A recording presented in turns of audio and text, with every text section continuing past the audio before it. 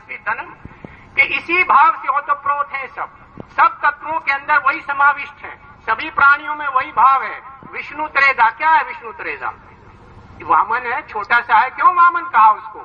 वो तस्वीर वाला वामन नहीं, और वो जो सबसे छोटा अणु है उस ऊर्जा का, जिसके 3 पग हैं, एक न्यूट्रॉन है जो फील्ड है, एक प्रोटॉन है, एक इलेक्ट्रॉन है, उन तीनों में सारी सृष्टि समाई हुई है। उन्हीं के संयोजन से ये सारी सृष्टि बनी है। ग्रेफाइट और हीरे का उदाहरण है। ग्रेफाइट जिससे किरमिच की गेंद बनती है और बल्ला बनता है, वो लचीला है, पर एटम वही है।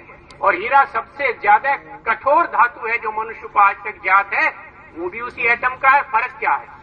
एटम के स्वरूप में परिवर्तन हो या उनके अरेंजमेंट में। अगर आप दीवार की तरह चिनते हैं तो ग्रेफाइट बन जाता है, और 5 कोण पर पेंटागनल फॉर्मेशन करते हैं तो हार्डेस्ट मेटल बन जाता है।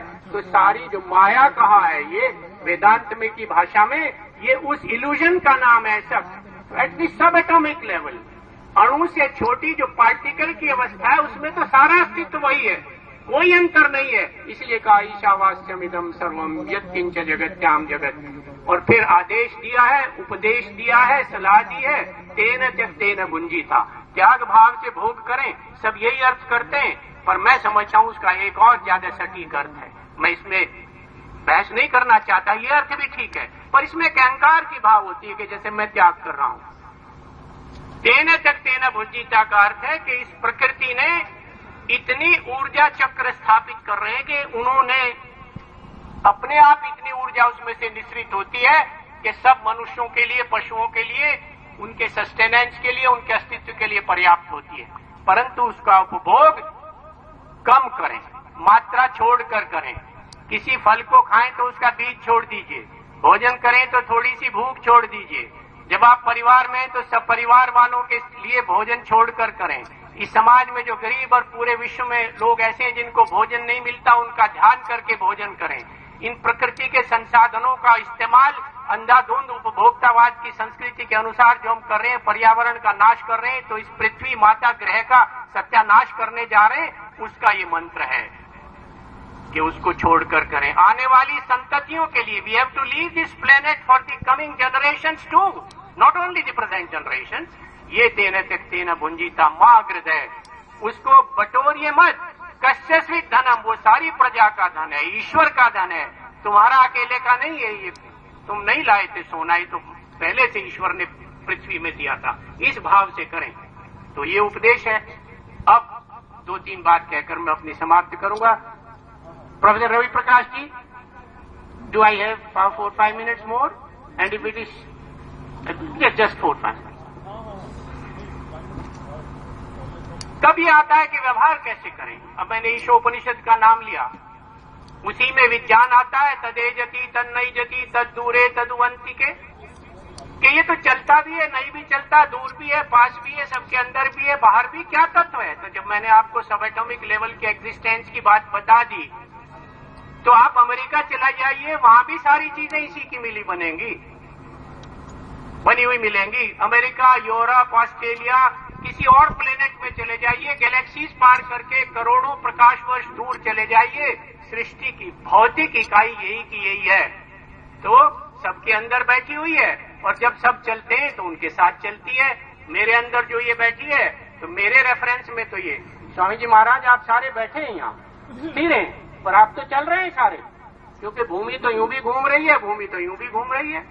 आपके अंदर रुधिर भी घूम रहा है, आपका हृदय भी धड़कन कर रहा है, आपकी कुछ सेल्स मर रहे हैं, कुछ चल रहे हैं, मस्तिष्क चल रहा है, पाचन क्रिया चल रही है, metabolism is working, everything is on the move. तो ये जो प्रिंसिपल है चेंज का, ये जो परिवर्तन का नियम है, इसी को सत और रित कहा है। ये तो अटल है, सब बदलता है, परंतु परिवर्तन का ये नियम अपरिवर्तनशील है। उसी ही शक्ति का नाम जो इसका संचालन करती है, हम उसे ईश, परमात्मा, विष्णु, शिव, ये तो उसकी स्टेज है। जब वो रचनात्मक मोड में होता है तो ब्रह्म है, ब्रह्मा है। जब वो स्थिति करता है, पालन करता है, तो विष्णु है। और जब वो किसी वस्तु को समाप्त करके दूसरा जन्म देके उसका कल्याण करता है, तब वो शिव है। ये तो उसकी फैकल्टीज के नाम दिए हैं, उन संकायों के नाम है, उन स्थितियों के नाम है। इसको आप समझ लें तो मृत्यु का भय समाप्त हो जाएगा। एक बात स्वामी जी महाराज आपने कही that you are trying to decode the Vedas. I wish to make a very fervent appeal to this audience and to the scholars and the spiritual leaders. I have tried to study Vedas. Yajurveda की 6 commentary, Atharvaveda की 3 commentary और सामवेद के करीब 5। बहुत समझ में नहीं आता, ऊब जाते हैं, परंतु जब वो अर्थ खुलने लगते हैं तो क्या आनंद आता है। उनमें विज्ञान है, उनमें अध्यात्म है, उनमें व्यवहार है, उनमें कौशल है, उनमें सामाजिक व्यवस्था है, उसमें राज्य की व्यवस्था है। अगर उनके सही अर्थ कर दिए जाएं तो आप बहुत बड़ा विश्व का उपकार करेंगे। और मैं एक बात और कहना चाहता हूं, खाली वेद की बात मत करिए। बाइबल में, कुरान में, कुरान के 2 ट्रांसलेशन मैंने पढ़े, बाइबल के 4 इंग्लिश तो क्योंकि समझ आती है, कुरान को अंग्रेजी में या हिंदी में पढ़ना होता है। इसी तरह के वक्तव्य उनमें भी हैं। जो अभी माश्री कह रही थी, एकम सद विप्रा बहुधा वदंती, सत्य तो वही है, विद्वान अलग अलग भाषा में अलग अलग उदाहरण देकर समझाते हैं। ये बात सही है, उनके भी वो उदाहरण ढूंढकर एक कॉमन ग्राउंड तलाश करनी चाहिए जिससे विश्व में शांति की स्थापना हो। जहां जहां विरोध है उसको छोड़ दीजिए, ये डिप्लोमेसी का नियम है। अगर हम इस ग्लोबल व्यवस्था में, वैश्वीकरण की व्यवस्था में, और वैश्वीकरण को भी छोड़ दीजिए, ग्लोबलाइजेशन को छोड़ दीजिए, environmental problem is by essence and by compulsion global. अगर यहां मैं पेट्रोल का धुआं छोड़ता हूं तो वो कहां जाएगा, कोई रोक नहीं सकता। उस संदर्भ में ये कहना चाहता हूं कि होतारम रत्न धातमम अग्निमीळे पुरोहितम देवम ऋत्विजम, यज्ञ से देवम ऋत्विजम, यज्ञ का देव भी और ऋत्विज भी है, क्योंकि अग्नि ऐसा है जो दूत है। उसमें कोई चीज डाल दीजिए, उसको सूक्ष्म करके प्रसारित कर देता है, पर्यावरण को शुद्ध करता है, और वो वापस वो वर्षा खाली पानी के रूप में नहीं आती। वो particles they continue to bombard the earth and all the planets continuously, उसी से सारा सस्टेन होता है। वो जो प्रजापत्य रश्मीन समूह, अब हमारे विद्वानों ने कहा गोस्तु मात्रा ने विद्यते, that we can not estimate the value of cow, that is also correct, but here गो इज नॉट काउ, गो here is the ray of sun, and I can challenge any scientist who can estimate the value of the and benefit of the sun rays. This is inestimable, unmeasurable.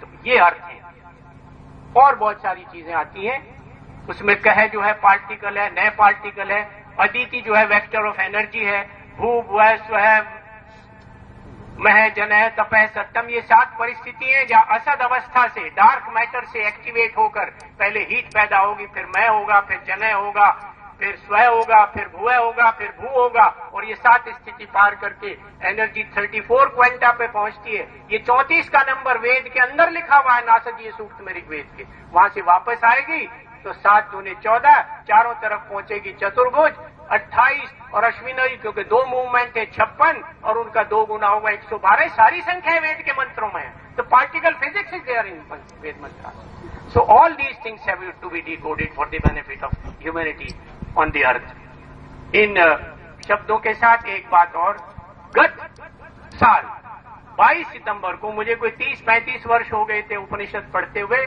5 उपनिषदों में मैंने देखा, और स्वामी दयानंद के उसमें पढ़ा, शंकराचार्य जी के पढ़ा, that this spirit lives in your heart. तो कहां है वो? और वेद में लिखा उसको ज्योतिर अधूमक है। मैं उसका एक संदर्भ सिर्फ पढ़ूंगा, वैसे तो बहुत जगह है। गुहाम प्रविश्य तिष्ठन्तम यो भूते भी व्यपशत, गुहाम प्रविश्य तिष्ठन्ति या भूति भी व्याज। ये चतुर्थवल्ली में लिखा उपनिषद की।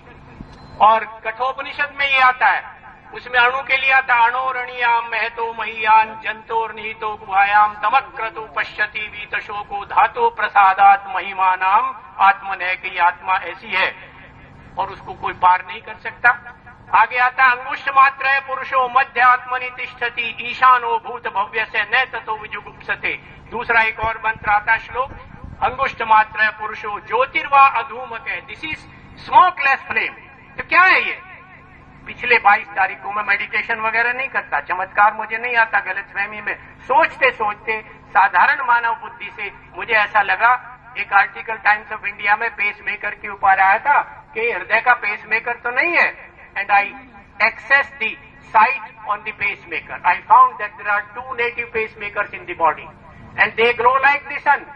और उसको वहां लिखा है उन्होंने हिस बंडल, हमारे यहां उसको हिता नाड़ी लिखा है।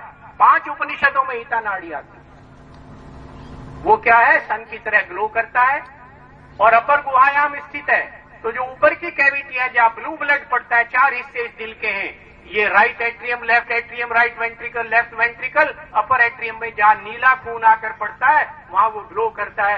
एक इंटरनल मसल को करंट देता है, एक आउटर मसल को करंट देता है। तो मुझे आश्चर्य ये हुआ कि अगर उस समय विज्ञान इतना उन्नत था, या तो कि उन्होंने इंस्ट्रूमेंट्स की सहायता से आधुनिक विज्ञान की तरह उस पेसमेकर को देख लिया था, और अगर उन्होंने अंतर्दृष्टि से और अध्यात्म से देखा था तो और भी क्रेडिटेबल बात है, ज्यादा श्रेय की बात है। इन सब चीजों के ऊपर अनुसंधान करने की आवश्यकता है और प्रत्येक नागरिक को अध्यात्म का केवल बात नहीं करके उसको धारण करके अपने आचरण में मनसा वाचा कर्मणा सारे व्यवहार में करके विश्व का नागरिक बनना है, जिसको वेद में वैश्वानर कहा है, जिसकी उपमा अग्नि से दी है।